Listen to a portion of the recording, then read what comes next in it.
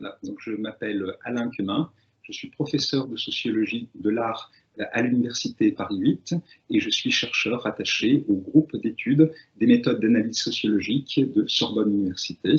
et j'ai participé à la promotion 7 en 2006-2007 à l'Institut des hautes études de l'entreprise.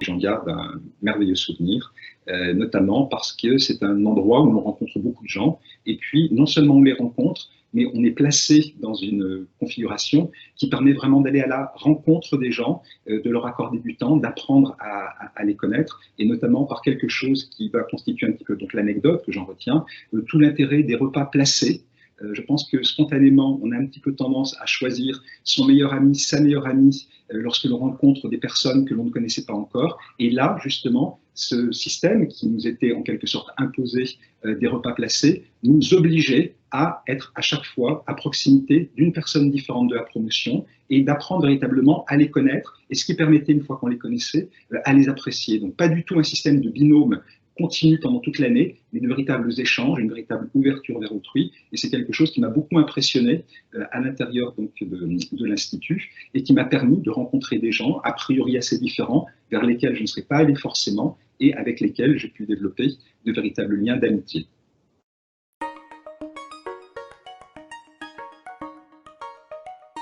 J'étais déjà très intéressé a priori par le monde de l'entreprise, de la petite entreprise, qui est donc mon origine familiale, mais c'est quelque chose que j'avais assez laissé de côté dans le cadre de mon parcours professionnel. Et puis, bien entendu, cela peut expliquer pourquoi récemment je me suis mis à travailler sur les galeries d'art contemporain, qui sont de petites et moyennes entreprises que l'on oublie, que l'on n'aborde pas forcément sous cet angle-là, parce que la dimension artistique, la dimension culturelle est celle qui est le plus souvent la plus visible et qui va un petit peu cacher tout cet arrière-plan qui concerne véritablement des entreprises à part entière. Mais il n'est pas impossible du tout que donc, mon parcours qui m'a fait passer par l'Institut des hautes études de l'entreprise, mais davantage sensibilisé à cette dimension et produit l'effet suivant, depuis une dizaine d'années, m'intéresser aux galeries d'art contemporain, et notamment dans cette perspective, galeries d'art contemporain comme des entreprises à part entière.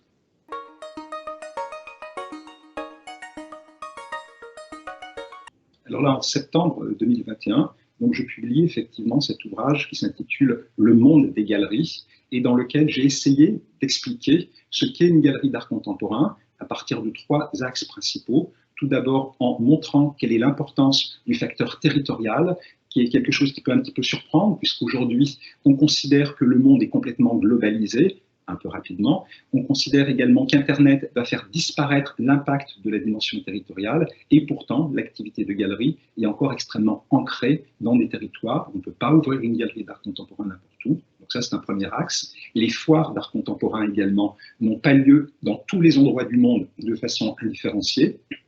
Et puis le second axe, c'est un axe qui s'intéresse aux galeries d'art contemporain, justement comme des entreprises. Qu'est-ce que c'est que le travail des galeries d'art contemporain? Comment contribue-t-elle à la construction de la valeur de l'art? Et enfin, la troisième partie de cet ouvrage m'a amené à essayer d'élaborer un palmarès des galeries d'art contemporain pour comprendre quelles sont les logiques qui structurent le marché et quelles sont les galeries d'art contemporain les plus importantes dans le monde aujourd'hui.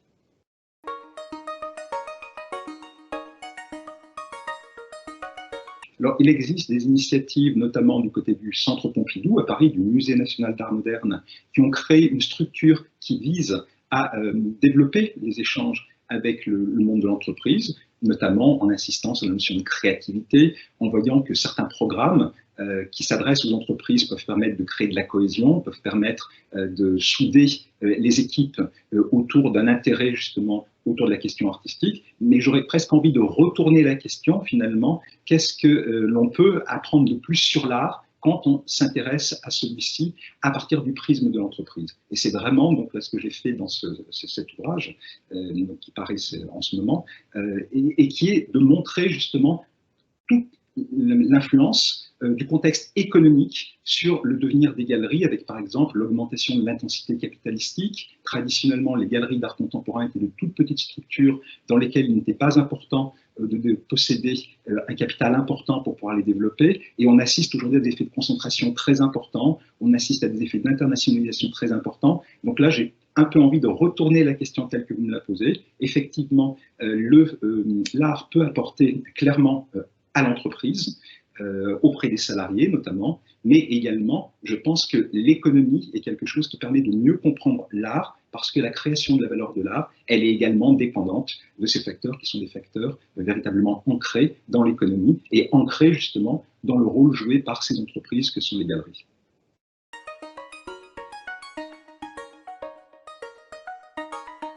Alors, le monde des galeries d'art contemporain est en évolution permanente avec ces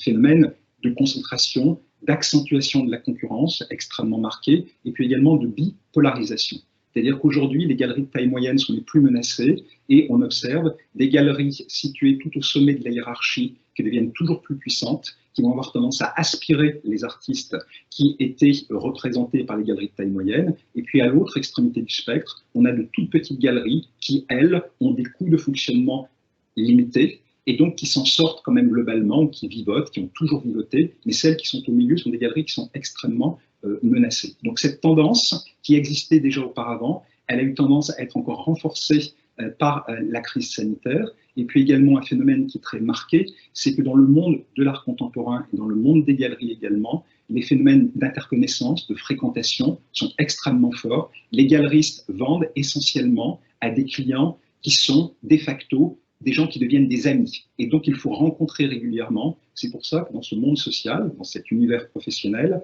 les cocktails sont tellement importants, les occasions de sociabilité sont tellement importantes, les dîners, les rencontres,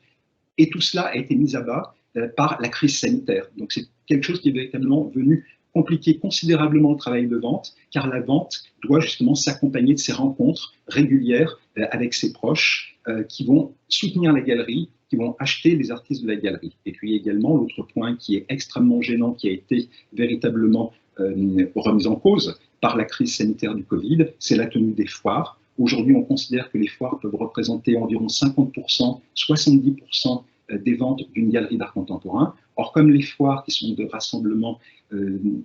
en nombre des personnes, ont été suspendues, ont été donc arrêtées lors de la crise sanitaire, eh bien, c'est une autre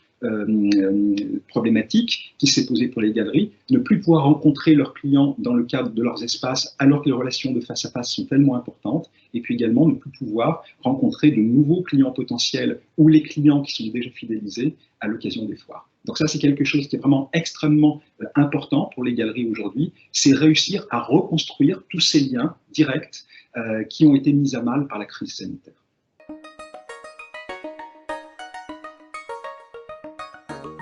Elle a un peu suspendu le fonctionnement du monde de l'art contemporain, justement en ne rendant pas possible les rapports de rencontres très régulières qui d'habitude rythment le calendrier, que ce soit justement avec les vernissages, par exemple, qui ont lieu à peu près tous les mois et demi dans l'espace des galeries, ou à l'occasion des foires, qui ont lieu pour la plupart des galeries une dizaine, une douzaine de fois par an, voire pour les plus actives d'entre elles avant la crise sanitaire, une vingtaine de fois par an, puisqu'elles décident de participer à cet événement pour entretenir notamment le lien avec leur collectionneur. Donc là, actuellement, effectivement, la question c'est dans quelle mesure les foires vont-elles pouvoir reprendre. Actuellement, les collectionneurs ont pu revenir déjà dans les galeries, donc cette partie du problème est réglée. La seconde partie, ça va être effectivement le retour des foires à une périodicité, à un rythme normal. Alors pour les galeries, une solution qui a pu sembler s'offrir est celle des ventes en ligne, contacter effectivement les clients par l'outil Internet et puis également essayer de conclure des transactions dans ce cadre-là. Mais très largement, quand on connaît très bien les galeries, et donc ça fait maintenant à peu près une dizaine d'années que je suis devenu un intime du monde des galeries, non seulement en France, mais également plus largement à l'international, quand on connaît très bien les galeristes, ils reconnaissent que conclure des ventes sur le premier marché, c'est-à-dire non pas des œuvres qui ont déjà été vendues précédemment, mais des œuvres qui sortent fraîches, en quelque sorte, de l'atelier des artistes, c'est extrêmement difficile quand il n'y a pas justement cette rencontre entre le collectionneur et l'œuvre, entre le collectionneur et le galeriste. Donc Internet pourrait sembler être une solution, souvent pour une question d'image. Les galeries vont expliquer qu'elles vendent énormément par ce biais, mais en réalité, c'est quelque chose qui n'est pas véritablement adapté à la vente de ces produits très particuliers, de ces œuvres très particulières que sont les œuvres d'art.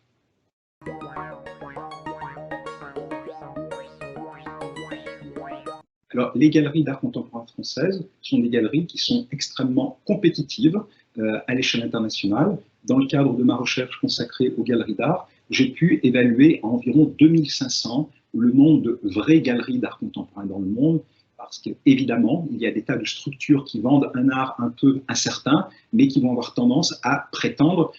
qu'il s'agit d'art contemporain. Or, l'art contemporain, c'est une catégorie qui est définie collectivement par un monde social donné, avec des critères qui sont des critères un petit peu implicites. Les frontières n'en sont pas extrêmement claires, mais pour autant, quand on est soi-même un insider dans ce milieu-là, on sait quelle galerie est une vraie galerie d'art contemporain, quel artiste est un vrai artiste contemporain ou pas. Donc, pour moi, une première étape du travail consistait à évaluer à peu près le nombre de galeries d'art contemporain dans le monde. On peut considérer qu'elles sont autour de 2500 et on peut considérer qu'en France, le nombre de vraies galeries d'art contemporain est aux alentours de 250. Donc, c'est-à-dire qu'à l'échelle internationale, la France pèserait pour environ 10% du nombre des galeries, ce qui pour un pays comme la France est finalement très satisfaisant, puisque les énormes poids lourds du marché, ce sont d'abord les États-Unis, bien entendu, et puis ensuite, il y a d'autres pays tels que la Grande-Bretagne, l'Allemagne, la Suisse, qui occupent des positions également importantes. Donc, les galeries d'art contemporain en France, ce sont des structures qui sont dynamiques également, parce qu'elles exportent de façon importante. J'ai noté tout à l'heure qu'elles participaient aux foires, donc qui sont des manifestations internationales, et donc ce sont des structures qui savent conquérir de nouveaux marchés, qui savent aller chercher des clients à l'étranger, et donc je pense que c'est quelque chose là, qui est intéressant et qui peut effectivement montrer que même des petites et moyennes entreprises, les plus grosses galeries d'art contemporain dans le monde sont autour de 300 collaborateurs, mais même déjà avec 100 collaborateurs, 100 salariés, une galerie, déjà une galerie très importante. La plupart des galeries ont des effectifs qui se situent à quelques unités ou alors à quelques dizaines de personnes simplement. Donc réussir dans ce cadre-là à avoir une activité exportatrice forte, je pense que c'est quelque chose qui n'est pas forcément très connu spontanément, mais que c'est également quelque chose qu'il est intéressant de mettre en avant.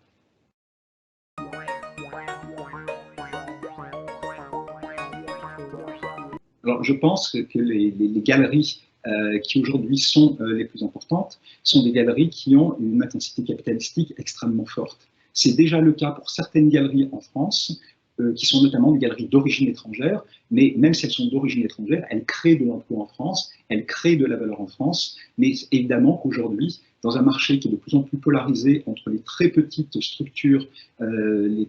petites galeries avec quelques salariés seulement, qui sont parfois, mais pas toujours, des jeunes galeries et les galeries très importantes, il existe une pression très forte à la croissance et il me semble important effectivement que les galeries françaises réussissent à croître parce qu'aujourd'hui, le monde des galeries d'art contemporain est un peu comme une partie de poker. Quand vos concurrents mettent davantage d'argent sur la table, si vous voulez rester dans la partie, vous êtes obligé de vous aligner et de disposer de moyens aussi considérables, sinon vous courez le risque d'être exclu de la partie. Et pourquoi faut-il mettre toujours plus d'argent sur la table? Eh bien, pour pouvoir proposer notamment des espaces d'exposition toujours plus spectaculaires à vos artistes, parce que les artistes ont envie de bénéficier des meilleures conditions pour montrer leur travail. Et si vous ne pouvez pas vous aligner avec ce que vos artistes peuvent obtenir chez vos concurrents, eh bien vous risquez de les perdre. Et quand on se situe au niveau le plus élevé du secteur des galeries d'art contemporain, la véritable ressource, davantage encore que les collectionneurs auxquels vous allez vendre, ce sont les artistes stars,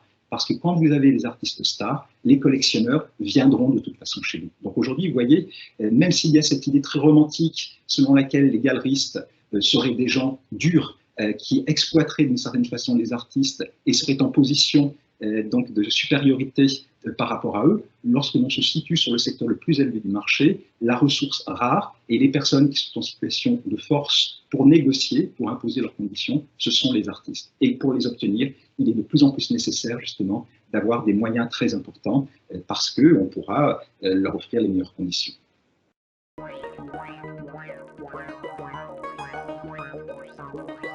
Alors c'est une question qui m'a un tout petit peu surpris au premier abord, mais que j'aime beaucoup, parce que finalement, réfléchissant très rapidement, je me dis que le meilleur conseil que je peux donner, la meilleure source d'inspiration qui peut venir, eh bien, justement, c'est de fréquenter les galeries d'art contemporain. Les galeries paraissent parfois être un univers un petit peu éloigné des gens, c'est un univers qui est parfois un petit peu méconnu, mais dès que l'on réfléchit un tout petit peu, l'accès aux galeries d'art contemporain est un accès qui est totalement gratuit. C'est un accès, effectivement, où l'on voit la création pratiquement au moment où elle est en train de se faire. C'est-à-dire que les œuvres, contrairement au musée, où il va falloir attendre plusieurs années, parfois plusieurs décennies, avant de découvrir le travail des artistes, et bien dans une galerie, très souvent, la plupart des expositions qui sont présentées vont montrer des œuvres qui ont quelques semaines, quelques mois à peine, et donc on est véritablement en prise avec la création. On peut la découvrir pratiquement au moment où elle vient de se faire, et puis également, si on n'aime pas, on n'est pas obligé de rester dans la galerie, on n'a pas fait la file, on n'a pas perdu de temps, comme je le disais également, on n'a pas payé, on peut rentrer, on peut sortir. Donc finalement, c'est un rapport à l'art et un rapport à la culture qui est un rapport extrêmement libre et qui me semble fortement sous-mobilisé, simplement parce que les gens n'y pensent pas, parce que les gens n'osent pas. Les galeries d'art contemporain, ce n'est pas du tout un milieu fermé, comme le croient les gens qui n'en sont pas familiers. Effectivement, parfois la personne qui est à l'accueil ne va pas vous dire bonjour, mais simplement parce qu'elle est en train de travailler sur un dossier, en train de faire quelque chose d'autre à son ordinateur, à la banque d'accueil. Il ne faut pas du tout se laisser impressionner par cela. Et on rentre, on sort, on reste le temps que l'on souhaite et on découvre des choses totalement nouvelles de façon assez privilégiée, avec assez peu de visiteurs. Donc je pense vraiment, mon conseil, ce serait cela. Et moi-même, je le pratique énormément, bien entendu, par rapport à mes centres d'intérêt, à la fois comme personne, mais également comme chercheur. Fréquenter les galeries d'art contemporain, c'est notamment une chance, surtout dans un pays comme la France, dans une ville comme Paris, où l'offre est extrêmement importante, notamment dans le quartier du Marais.